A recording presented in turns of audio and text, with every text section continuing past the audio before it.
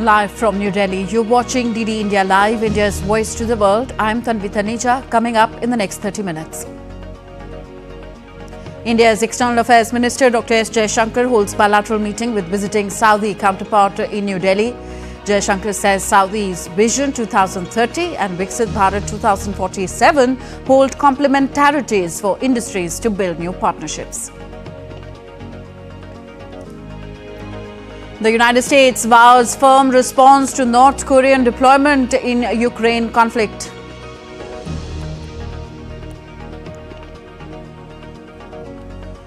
US President-elect Donald Trump picks Elon Musk and Vivek Ramaswamy to lead newly formed Department of Government Efficiency. And major development banks pledge to increase funding to poor and middle-income countries struggling with global warming at Baku's COP29 summit.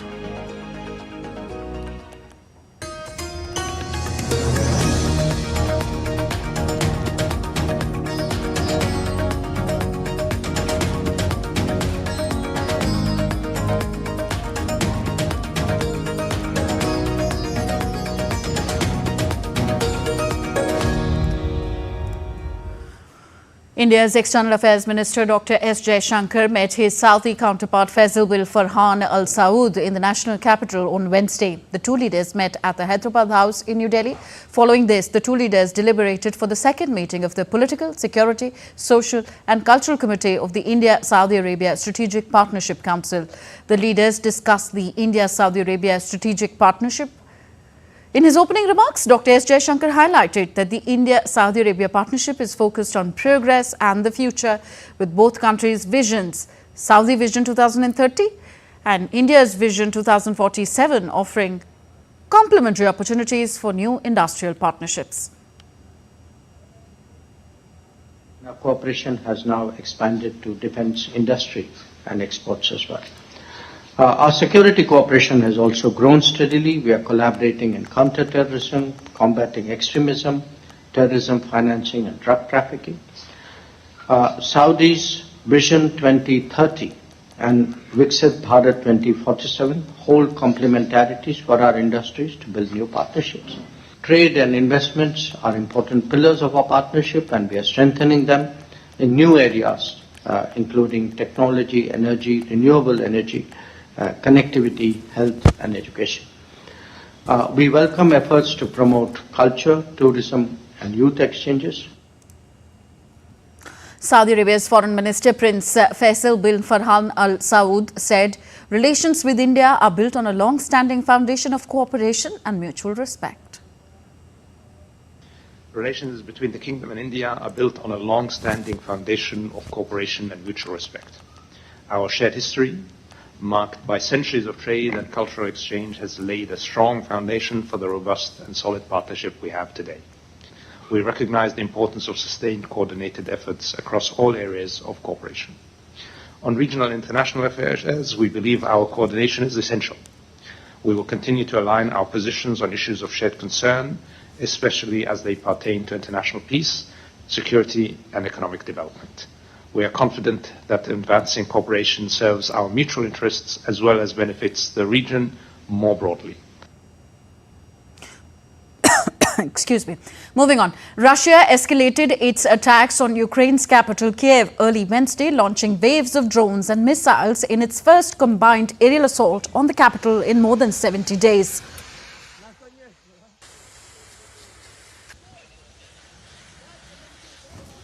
Ukraine's Air Force reported intercepting 4 missiles and 37 drones launched by Russia overnight regions of Ukraine and into Wednesday morning. According to military, the attack involved missiles launched by strategic bombers as well as ballistic missiles. The large-scale bombardment comes at a critical moment on the battlefield. Russian forces are advancing in the east and concerns are growing over future aid after US President-elect Donald Trump's victory in the presidential elections. Ukraine has for months been appealing to its Western allies to provide more air defense systems to fend off Russian attacks on cities and critical infrastructure. U.S. Secretary of State Antony Blinken warned Wednesday that the deployment of North Korean troops alongside Russian forces fighting on the Ukrainian border demanded a firm response. Blinken met NATO Secretary General Mark Rutte in Brussels on Wednesday at the start of a day of Brussels talks as the outgoing Biden administration sought to cement support for Ukraine ahead of Donald Trump's return as president.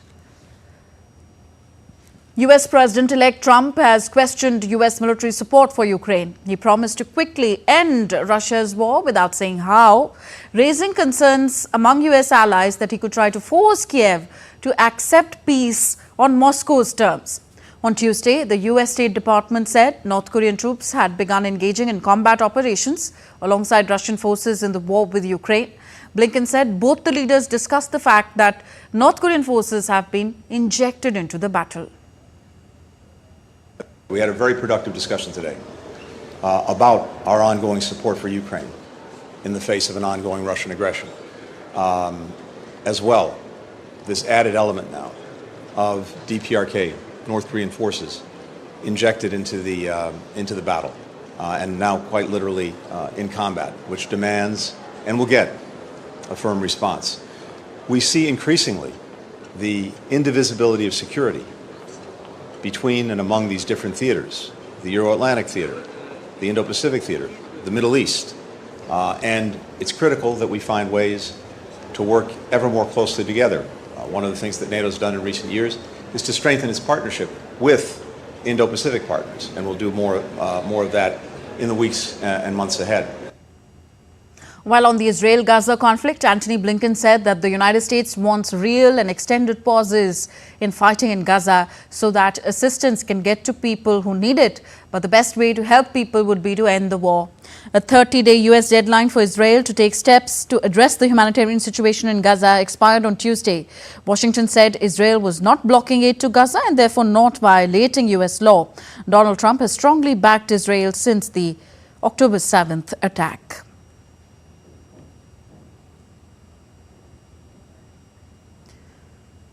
The United States is opening a new air defense base in northern Poland on Wednesday as Warsaw seeks to reassure citizens that NATO guarantees their security amid jitters after Donald Trump's presidential election victory. The base is situated in the town of Redzikowo near the Baltic coast. It has been in the works since the 2000s. Warsaw says it shows Poland's military alliance with Washington remains solid, whoever is in the White House. The Kremlin has called it a bid to contain Russia by moving American military infrastructure nearer to its borders. The U.S. base at Redzikowo is part of a broader NATO missile shield dubbed as the Aegis Ashore, which the alliance says can intercept short to intermediate range ballistic missiles. U.S. President-elect Donald Trump's cabinet is slowly taking shape as he named billionaire Elon Musk and former Republican presidential candidate Vivek Ramaswamy to co-lead a newly created Department of Government Efficiency. Trump announced that the new department would work with the White House and Office of Management and Budget to drive large-scale structural reform and create an entrepreneurial approach to government never seen before. The work would conclude by July 4, 2026, the 250th anniversary of the signing of the Declaration of Independence. Trump likened the efficiency effort to the Manhattan Project, the U.S. undertaking to build the atomic bomb that helped end the Second World War, while Musk promised transparency. So Donald Trump has named more of his incoming team on Tuesday, including seasoned figures and hardliners. His administration is taking shape one name at a time. He announced his former Director of National Intelligence, John Ratcliffe, to lead the Central Intelligence Agency.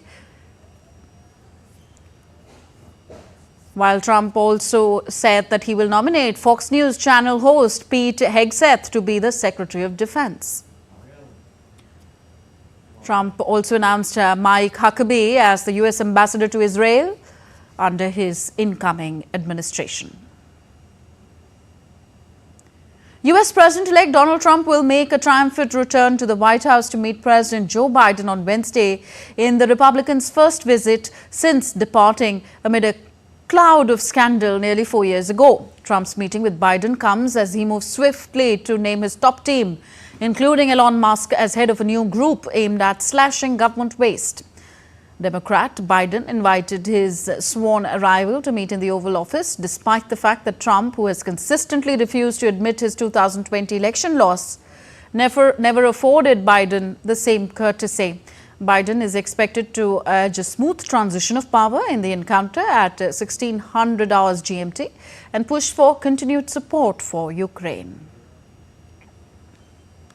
Germany is set to hold snap elections on February 23rd in an effort to establish a stable government following the collapse of Chancellor Olaf Scholz's three-party coalition last week.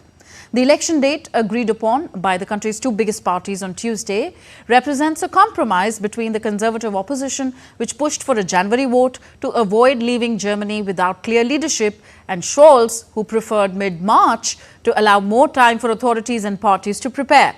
The February 23rd date is predicted on Scholz holding a confidence vote on December 16th that he is expected to lose. After that, President Frank-Walter Steinmeier will have 21 days to dissolve the Bundestag or lower house of parliament. Elections would have to be held within the next 60 days thereafter. German Chancellor Olaf Scholz now leads a minority government after he fired his finance minister and triggered the collapse of the country's three-party ruling coalition. Germany is preparing for a snap election, but it remains unclear how much Scholz can accomplish in the meantime until a new government is in place. Now, this begs the question, is Germany in a position to make important foreign policy decisions right now? Here to provide us with some answers is DW's Emily Leshner, joining us from Berlin now. Hi, Emily. I want to start with the topic of climate, since the climate conference is taking place in Baku, Azerbaijan right now, and Germany has made significant promises to help in the fight against climate change. Does this domestic turmoil affect Germany's commitments in any way? It does. I mean, Scholz decided not to attend the COP29 conference because of the government collapse. And at the moment, as you said, he's leading a minority government. This means that any meaningful policies will be, one, hard to pass, and two, have to be passed on an ad hoc basis. Now, snap elections, have been scheduled for February 23rd. So you're likely to see a lot of focus on campaigning rather than a focus on how Germany is going to meet its climate goals or how it's going to help finance efforts, climate action efforts in poorer countries, which is a major theme at this year's conference. And then, of course, the result of the election could impact Germany's commitments too, particularly if a more fiscally conservative government is put into place. And what about Ukraine? Germany has provided billions of dollars to Ukraine since the start of the war with Russia. How does this political uncertainty impact future funding and support? Well, one of the disagreements between Scholz and the finance minister he fired, Christian Lindner, related to Germany's budget for next year. Scholz wanted to suspend Germany's debt brake, which limits how much debt it can take on year by year. And one reason was to continue providing Ukraine with funding that it needs to fight in this war with Russia. Now, there is a provision in the debt brake law that allows Germany to take on more debt when the country finds itself in extraordinary circumstances. And Scholz believes we are in one of those moments right now, and had even been pushing for this debt brake before Trump was elected president for the second time.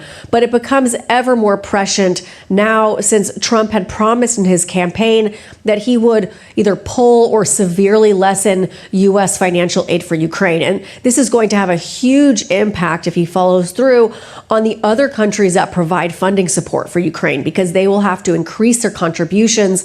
And Germany is the biggest contributor of all of the EU member states. Okay. Also tell us, Emily, are there other ways that Trump's second term might impact Germany or Europe's policy decisions? Definitely. European leaders have been preparing for the possibility of a second Trump term for months. It seems now that they'll have to put those preparations into place. Trump promised tariffs of up to 20% on all European goods entering the U.S., so it's likely there will be retaliatory trade policies from the EU countries in response. Some have also speculated that Trump wants to rescue Boeing, which means that we may see a wave of aerospace protectionist policies that will harm Boeing's EU competitor Airbus. Trump also wants to get rid of a Biden freeze on new LNG projects in the country, which will create lots of uncertainty in the EU market. Trump just announced that Elon Musk will be the Minister of Government Efficiency. It's unclear exactly what that role entails, since the position has never existed before.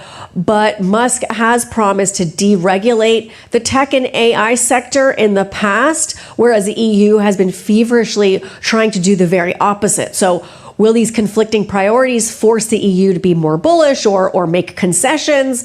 That we have to wait and see.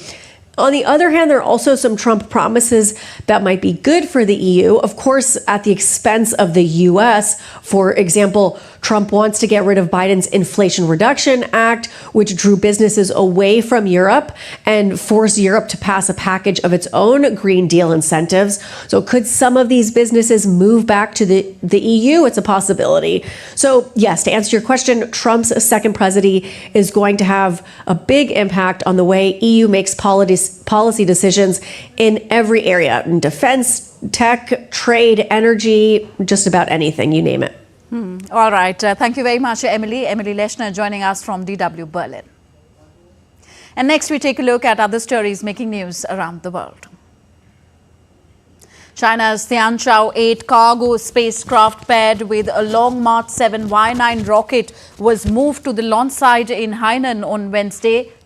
Spacecraft offers over 200 liters more storage and an additional 100 kg payload compared to its predecessors. A latest report by the International Union for Conservation of Nature reveals that 44% of warm water reef building coral species are now at the risk of extinction due to climate change. Rising ocean temperatures have led to mass bleaching, endangering marine ecosystems, among others. Vietnam has announced plans to restart nuclear energy projects to support its fast-growing economy and meet increasing energy needs. Prime Minister Pham Minh Chinh stated that the move aims to ensure sustainable development as the country targets net zero carbon emissions by 2050. You're with us on DD India Live, still to come on the show. Preparations underway as Sri Lanka readies to vote for a new parliament tomorrow.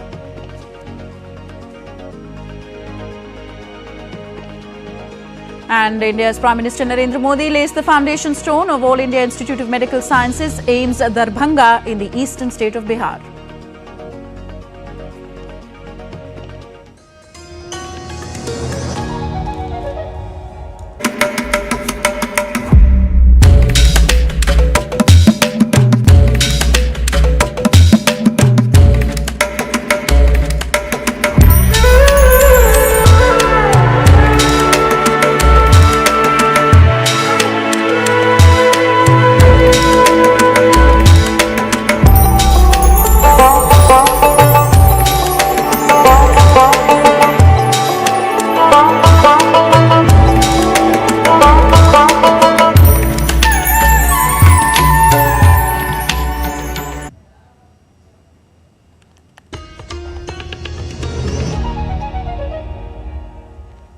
Welcome back. You're watching DD India Live. I am Tanvi Taneja.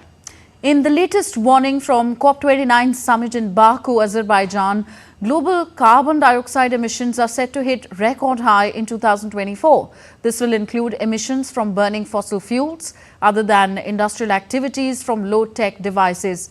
The Global Carbon Budget Report published during the UN's COP29 climate summit in Azerbaijan said that global carbon dioxide emissions are set to total 41.6 billion metric tons in 2024, up from 40.6 billion tons last year.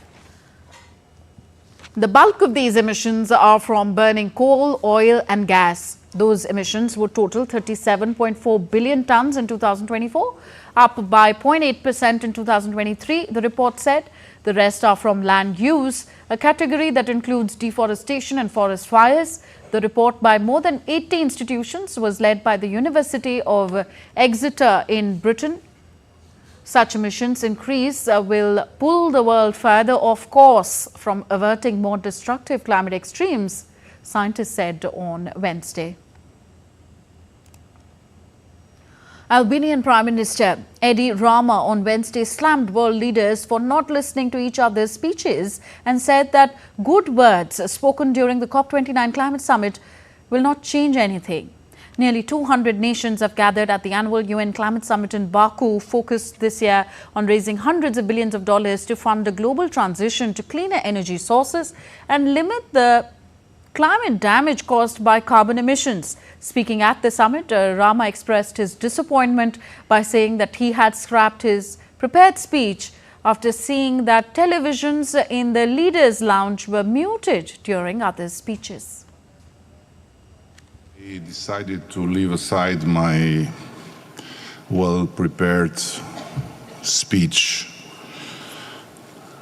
because in the meantime, since yesterday, I was watching the silent TV screens in the Leaders' Lounge, where the organizers have thoughtfully added green plants above the comfortable couches. People there eat, drink, meet, and take photos together, while images of voiceless speeches from leaders play on and on and on in the background. To me, this seems exactly like what happens in the real world every day. Life goes on with its old habits, and our speeches full of good words about fighting climate change nothing. Worse, as the UN Secretary General emphasized yesterday, carbon emissions actually increased last year from previous COP to this COP. Speaking at the COP29 climate summit, Italian Prime Minister Giorgia Meloni called on Wednesday for a balanced energy mix that will include gas, biofuel and other resources during the transition to cleaner energy. She added that such efforts need to take into account reality, protecting nature with man at its core. Global GDP will double in the next decade. This will boost energy consumption, also considering the increasing demand for artificial intelligence development. We need a balanced energy mix to enhance the transition process. We must use all available technologies, not only renewables, but also gas, biofuels, hydrogen, CO2 capture, and in future, nuclear fusion. Meanwhile, major development banks, including that of the World Bank, have pledged to increase funding to poor and middle-income countries struggling with global warming at Baku's COP29 climate summit. All right, let's move to a neighbouring country of Sri Lanka. Preparations for the 14th November parliamentary election are underway as the island nation prepares to vote to elect 225 members to its parliament.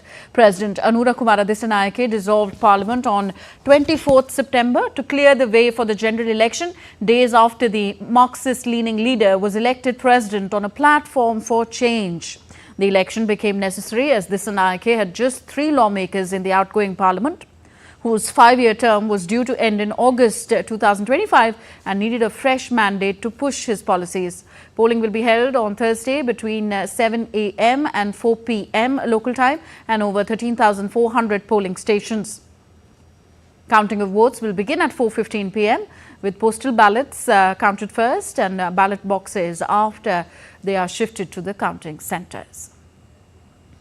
On to India. To provide a major boost to health infrastructure in the region, India's Prime Minister Narendra Modi laid the foundation stone of EAMS Darbhanga in the eastern state of Bihar, worth over 1,260 crore rupees on Wednesday. The Prime Minister also dedicated multiple developmental projects worth around 12,100 crore rupees in Bihar. EAMS will comprise a super specialty hospital or Ayush block medical college, nursing college, among others. The Prime Minister also inaugurated and laid the foundation stone of multiple national highway projects worth around 5,070 crore rupees in Bihar. The Prime Minister also flagged off train services in the Janjarpur Lokaha Bazar section to facilitate easier access to jobs, education, healthcare facilities in nearby towns and cities. Prime Minister Modi dedicated 18 Pradhan Mantri Bharatiya Jan Aushadhi Kendras at various railway stations across India and laid the foundation stone of multiple initiatives in the petroleum and natural gas sector worth over 4,020 crore rupees. And as Jharkhand prepares for its second phase of elections scheduled for November 20th, Prime Minister Narendra Modi addressed an election rally in Sarath, accusing the Congress party of appeasement. Prime Minister Modi said that Congress wants to end reservation by spreading hatred in society. Congress ने आप लोगों की आंखों में धूल झोंकने का एक नया खेल खेला है। ये लोग अब एससी, एसटी, ओबीसी की जो सामूहिक शक्ति बनी है, एसटी कहते ही सारा आदिवासी समाज इकट्ठा हो जाता है, एससी कहते ही सारा दलित समाज इकट्ठा हो जाता है, ओबीसी कहते ही सारा पिछड़ा समाज एक हो जाता है। ये सामूहिक शक्ति जो बनी है ना, ये कांग्रेस वाले इसे तोड़ना चाहते हैं। Meanwhile, the first phase for the Jharkhand Assembly election polling has concluded in India, with the second phase slated for 20th of November. Now, with that, we wrap up this bulletin of DD India Live. Do let us know your thoughts on the news of the day. Connect with us on our different social media handles at DD India Live, and you can also download our DD India mobile app for quick news and updates from India and the world on the go. We'll be back with more news as it breaks here on DD India. I'm Tanvi Taneja from all of us here in New Delhi. Thank you for watching. Namaskar.